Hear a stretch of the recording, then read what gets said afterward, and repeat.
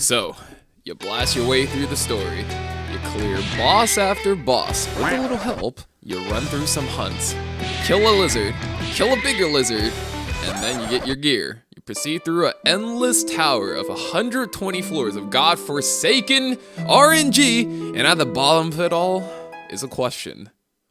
What next?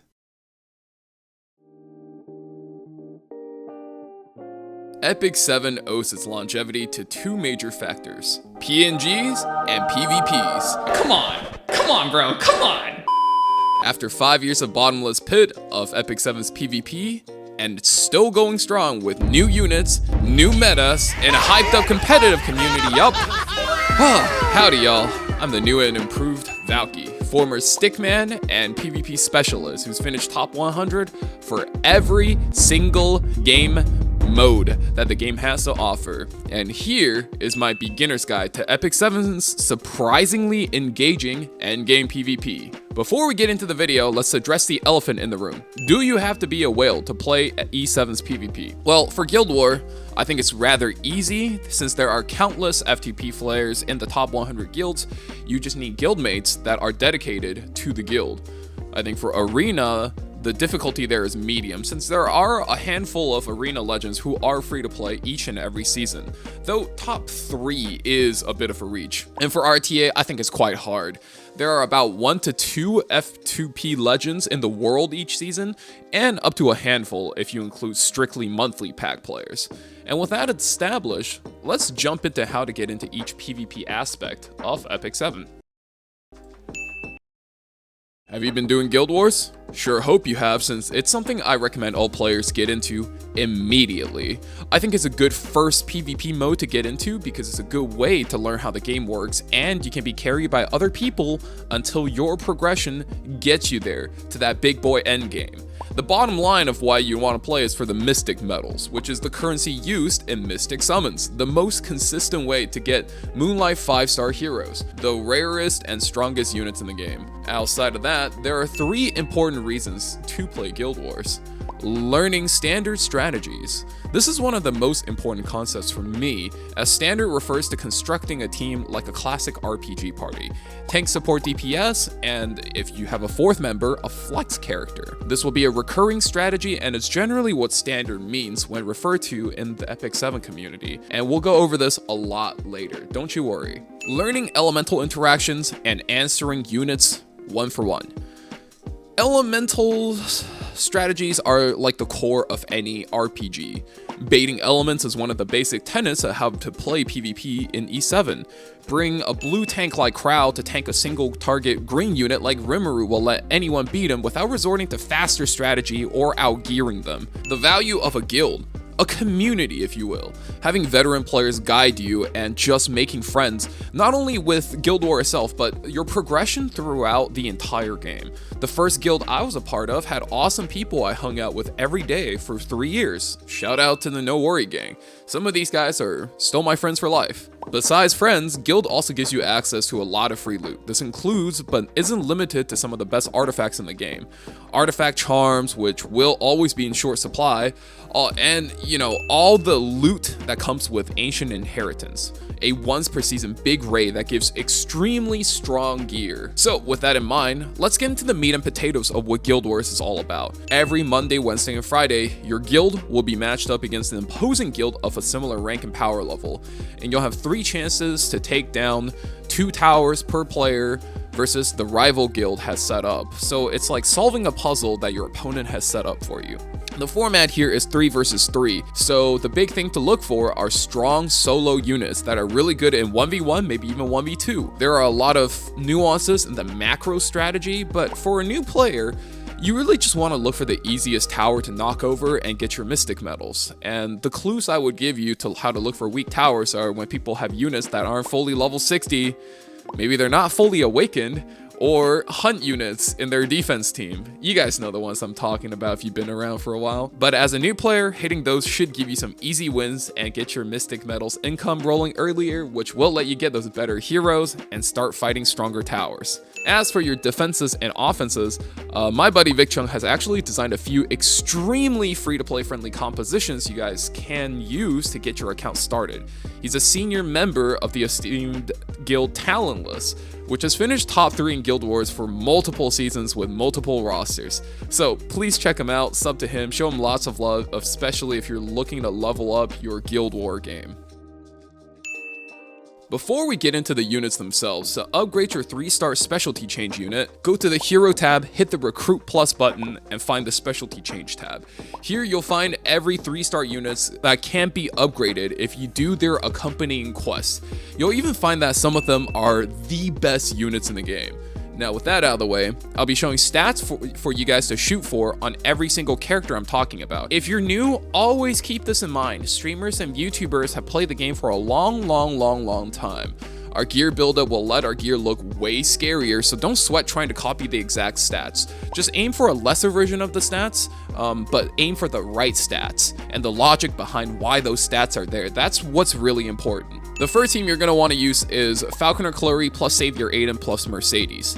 This team features 3 3-star heroes. Chloe can be specialty changed, Savior Aiden is free from episode 4 and can be upgraded to her light version upon beating the final boss there, and Mercedes can be upgraded by obtaining her Magic for Friends artifact at the end of chapter 3. The logic behind this team is for Flurry to tie down any potential blue units, while Aiden can either one-tap a dark unit should they bring one, or have a chance to one-shot Flurry's defense broken target. Mercedes is also a threat here since she brings attack buff for Aiden, and she can take out any squishy DPS hiding behind any tanks in the back. Chloe here can be replaced by Unbound Knight Arrowell, who is the best tank in the game after her specialty change. Savior Aiden can be replaced by Spectre Tenebria, who can be obtained also for free in your Moonlight Connections. That's right. And the other team you could do with a bunch of free units +1 is Adventurer Ross plus Savior Aiden plus Destina. This would be a good candidate for your second team since your protagonist Ross can be upgraded after beating episode 2 of the story. If you're already using your Aiden for team 1, you can just replace her here with Spectre Tenebria. Destina can be acquired from story summons even though she's a 5-star if you take advantage of the side quest banner system. Destina is easily one of the best PvP and PvE units out in the entire game, and I highly recommend any new players pick her up early. There's no gimmicks with this second team, just 3 very solid units forming a standard core that you can even use on offense. Remember when we talked about the standard strategy earlier? Yeah, we'll go into depth here, but this won't be the last time we talk about it. When attacking in Guild Wars, try to assemble a standard RPG party with the following rules. You want to have 1 tank, 1 DPS, and 1 healer.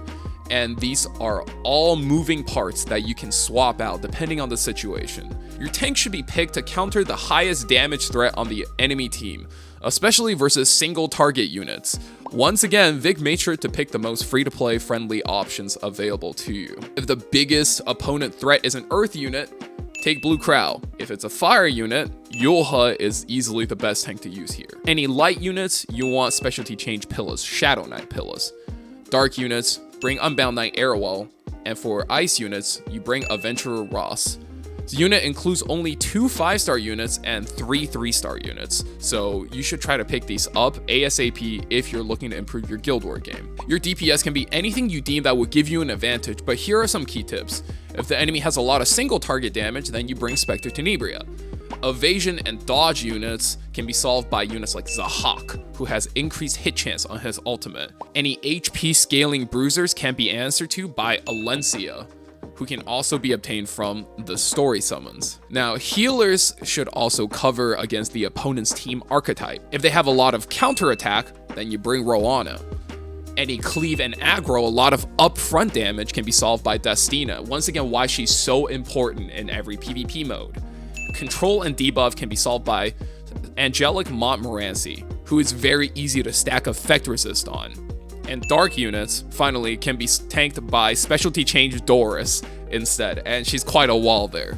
These are all units you can either specialty change for a huge upgrade, or useful units you can pick up from story summons in general, or you can just get them by completing the story mode. As you grow your account, you'll have more options for units and how to gear them, which will expand what you can play, and just experiment and have fun with the game. After all, that's what a game's all about. Do your best to keep up with your guild, and your account will shape up with your Mystic Metal income in no time. If you're looking for an active guild, the #1 place I would look will always be in the streamers' discords. There's always a guild recruitment channel filled with active guilds from each server looking for new members. Just, be like, hey, pick me. I'm really active and I'm looking to really improve. And even if you're a little bit under the requirement, a lot of times guilds who are cool will take you in. Arena is the standard player versus AI PvP you'll find at the end of a lot of gacha games, and this was the first PvP mode E7 came with. The real reason most people play Arena is for the Sky Stones. Depending on where your rank is at every Sunday night, end of the week, you'll be rewarded Sky Stones for that week, and you'll receive a milestone reward if it's your first time hitting that rank. The other reasons to play Arena is for the Conquest medals, which you can spend in the shop tab each week for items to upgrade your account like Molagoras, gears, and charms. Super helpful. Notable thing here is that there is a daily 120 energy you can buy, and it is highly valuable on every account, and I recommend every player do it every day. So I recommend new players to start slowly working on their Arena to get to the rank Challenger 5 ASAP as soon as possible.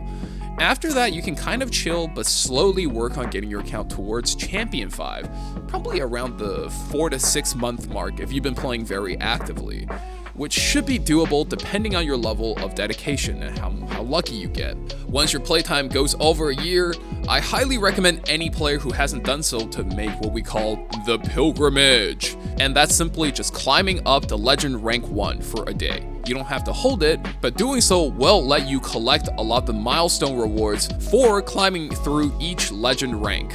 It takes you about 90 minutes if you do it on a Wednesday, and the reward is over 7,000 Sky Stones. And believe me, that comes in clutch, especially in the summer, where SG likes to drop on all of those limited units. As far as gameplay goes, you'll be given a board of 5 teams to choose from. Make your attack, and win or lose points depending on your match results. Simple enough. Compared to Guild War, the main differences are there are more combos and compositions to learn. 4v4 over 3v3 means that there are more combos to be aware of.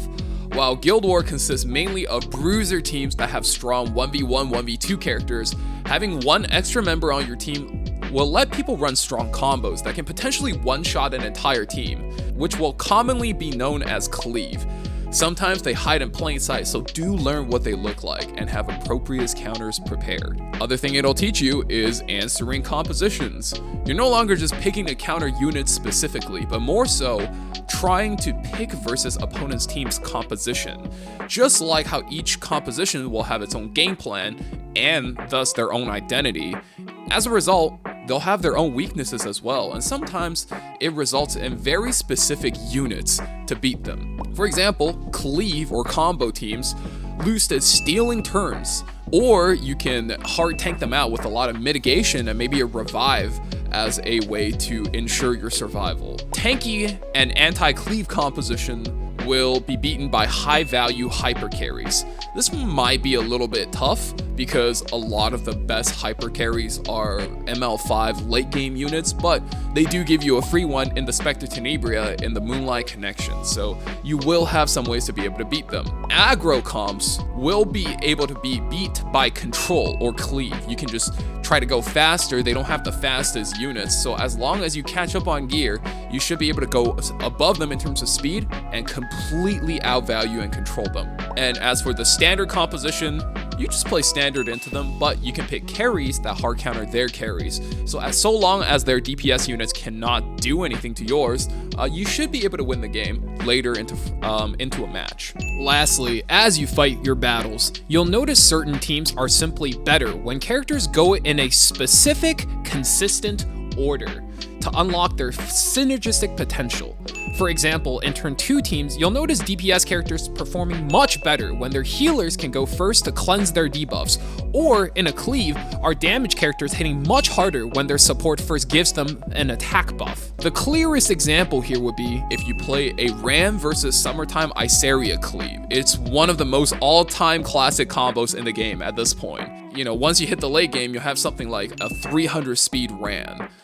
Caesarea pushes 15% combat readiness, so you want to be able to chain the turn immediately once your Ran applies his buff strips and maybe the defense break.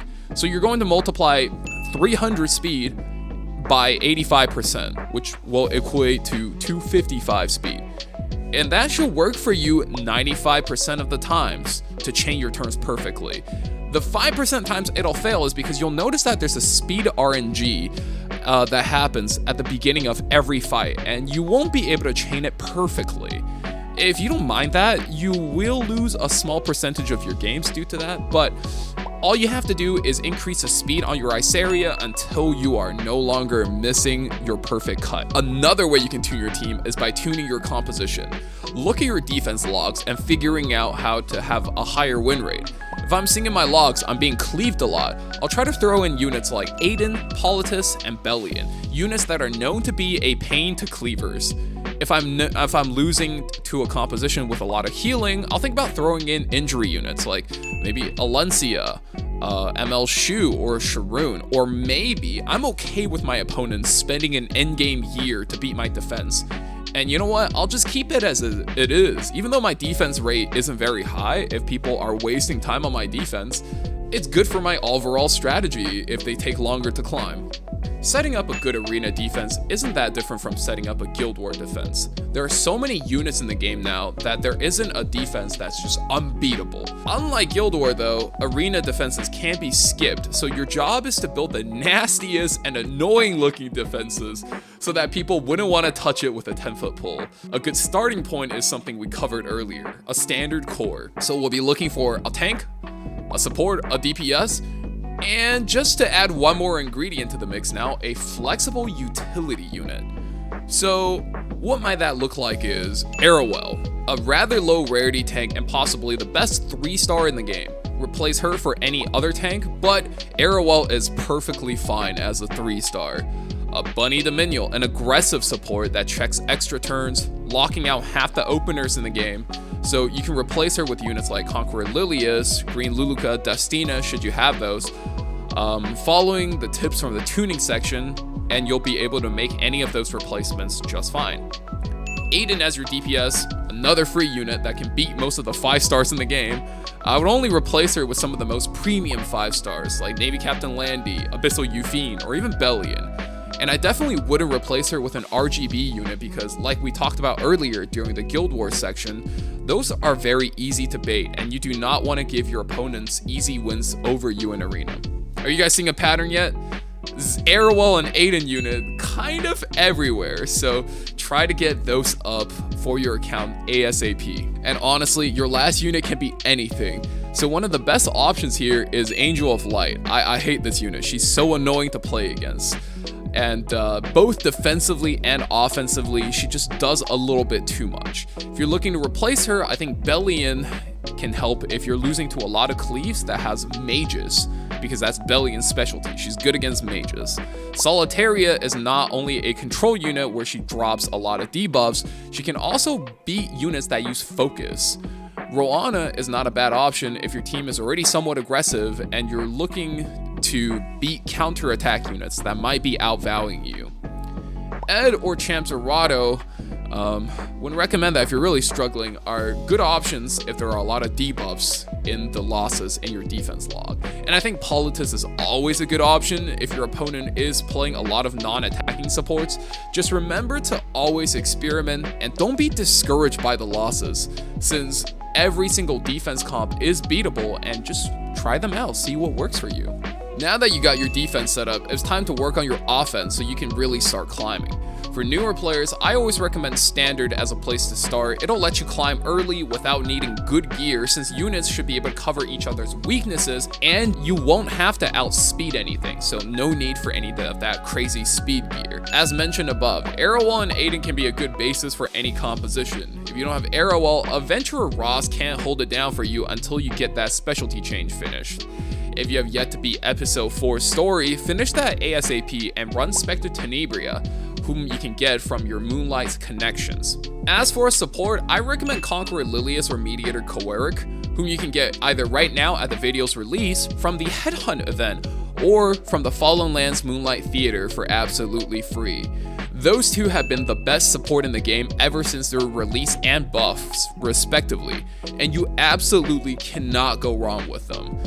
Your last slot can be anything from a flex unit depending on what defenses you're attacking into. Definitely follow, and if you have to, combine the tips from the arena overview section and the Guild War offense section should you be climbing, and you'll see that your points will be going up in no time. While we're on the subject of arena, here are a few tips to help the climb. Skip matchups you think are hard. You don't have to beat every single team that are on the board. Sure, you get a free flag for a full clear, but you get 24 flags per day, and you probably won't end up using all of it, especially if you're new. Pick the fights you think you can win only. If you're on the way up to Champion, use Challenger 3 as a stopgap. On the climb up from Champion rank, you don't have to do it from Challenger 5 in a single week. If you get to let's say Challenger 2 the first week, you'll only reset to Challenger 3 in that week instead of all the way down. So think of the Champion climb as a 2-week endeavor. A lot of people doing their first climb didn't know that. Another thing you can do is use Friendship to buy arena flags every day. So long as you're using all of your resources, you can get 5 arena flags from the Friendship section of the shop every day, also for free, which all active players should use since it's usually worth charms. A lot of new players will hit a charm drought once they get their hunt teams going, so make sure that's not you by keeping up an active arena regimen. Now, that should be all your basics for the arena. If you wish to climb higher, check out the account review I did with multiple Hall of Fame legend finisher Lucira. It details a lot of the dedication, creativity, but also gear needed to reach top 3 Hall of Fame for Arena. A great resource if you want to climb. RTA, Real-Time Arena. This is probably what I consider to be the pinnacle of skill in Epic 7, where the best players gather across the world from all servers to duke it out in a duel of pure skill and intellect. It's basically a testing ground for everything you'll have learned in the entire game. Knowing matchups, countering compositions, and tuning your builds being some of the most important concepts, and make sure you guys are picking these up as you're learning the earlier game modes. But on top of that, the absolute advantage of players playing against AI is removed, meaning you can no longer bait using elements. Being perfectly honest, as a RTA content creator, I actually have no idea where to begin teaching new players how to get into RTA. I mean, to start, it's not something you can jump into immediately. I mean, I guess you could, but the matchups will feel extremely unfair until you built up, I would say, around 12 heroes, which take anybody anywhere from 2 to 3 months to maybe even half a year. If you put all your eggs in the right basket, this could be something you could do in 1 month. YouTuber and streamer Deity actually did a day-by-day guide where he manages to reach master rank in RTA for 1 month. And that's the rank you really want to reach because that's where you get your free skin every season. Definitely check him out if you're looking for a guide that holds your hand step by step. For an average player, I would say if you're focused, you can hit Masters maybe in about 3 to 4 months, especially if you're really good. Champion would take about 6 to 8 months, and oh boy, that one is kind of a mixed bag depending on how lucky or how intelligent you want to choose to play your game. What are any other reasons to open up RTA? Well, I would say it's mainly for the pride and accomplish. No, I'm just kidding. Okay, that aside, it's honestly one of the questions I get from new players the most. Why? And I think it's a great question. Why play any ranked mode?